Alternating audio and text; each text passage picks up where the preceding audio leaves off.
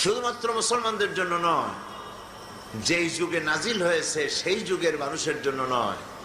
কোরআন এসেছে কিয়ামত পর্যন্ত, পৃথিবীতে যত মানুষ এসেছে আসবে সকলের জন্য আল্লাহ পাক এই কোরআন নাজিল করেছেন। এই জন্য আজকের মাহফিলে যত অমুসলিম হিন্দু ভাইরা এসেছেন, অমুসলিম তো শুধু হিন্দু না, হিন্দু বৌদ্ধ মুসলমান বাদে আর যারা এসেছেন, আমরা কোরআনে কারিমের মাহফিল থেকে তাদেরকে ওয়েলকাম করছি, স্বাগতম জানাচ্ছি। কারণ কোরআন শুধু আমাদের নয়, কোরআন বিশ্ববাসী। সুবহানাল্লাহ বলুন।